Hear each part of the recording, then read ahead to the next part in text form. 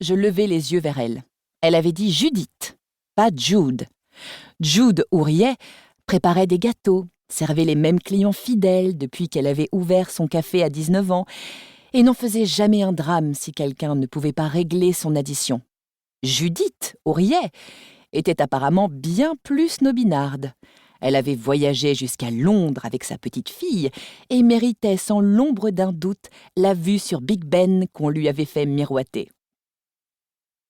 Comme je vous le disais, poursuivit-elle, nous sommes venus célébrer ses 18 ans et j'ai spécifiquement réservé une chambre avec une vue sur Big Ben et la Tamise. Oui. Elle se tourna vers moi et chuchota. Ils m'ont mise en attente. Judith ne s'exprimait même pas comme ma grand-mère. Était-ce la conséquence d'avoir quitté le cocon de notre petite ville? Cette dame, en face de moi, possédait la même silhouette curviligne et les mêmes mains de travailleuse, mais elle avait troqué son sempiternel tablier en Vichy jaune pour une veste noire ajustée que Jude avait à peine les moyens d'acheter, j'en avais conscience. Jude se faisait toujours un chignon en plongeant un stylo dans ses cheveux. Judith lâchait les siens pour mettre en valeur son brushing. Quand son interlocuteur revint en ligne, je devinai immédiatement que les nouvelles n'étaient pas bonnes. Les réponses de Nana ne laissaient aucun doute. « Eh bien, c'est inacceptable. » Et « Vous pouvez être sûr que je me plaindrai. » Ensuite, j'attends le remboursement de la différence entre le prix des 2 chambres. Elle raccrocha et souffla longuement, lentement, comme elle le faisait après plusieurs jours de pluie, quand je m'ennuyais et devenais irritable et qu'elle ne savait plus quoi faire de moi. Au moins, cette fois, j'étais sûre de ne pas être la cause de sa mauvaise humeur. « Tu n'imagines pas à quel point je suis heureuse d'être ici, » murmurai-je doucement.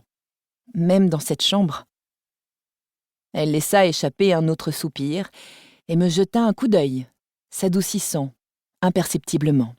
« Eh bien, nous verrons bien ce que nous pouvons faire. » 2 semaines avec Nana dans une minuscule chambre d'hôtel, où elle se plaindrait certainement de la pression d'eau trop faible, du matelas trop mou ou du prix de tout ce qui nous entourait.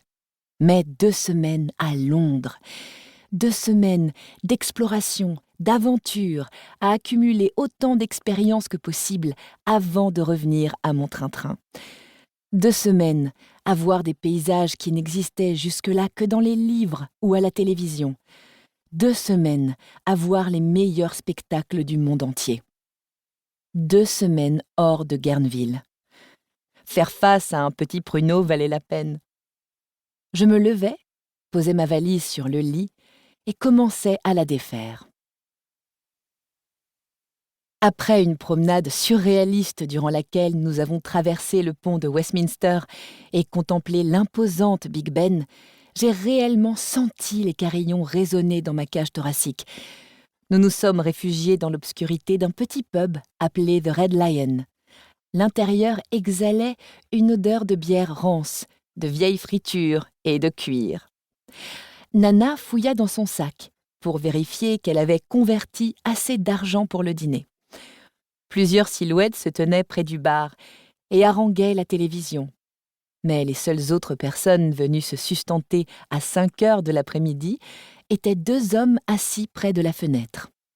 « Une table pour 2, s'il vous plaît, près de la fenêtre. » Au mot de Nana, qui avait parlé fort, avec un accent indubitablement américain, le plus âgé des 2 hommes se leva brusquement, repoussant la table vers son compagnon.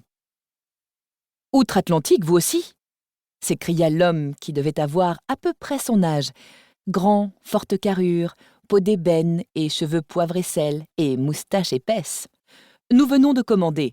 Je vous en prie, joignez-vous à nous. » La crainte d'être obligée de discuter avec quiconque ce soir, plus qu'apparente chez Nana, pesait si lourdement sur elle que ses épaules s'étaient soudain abaissées.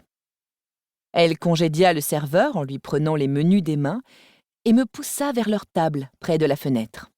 « Luther Hill », se présenta l'homme âgé en serrant la main de Nana.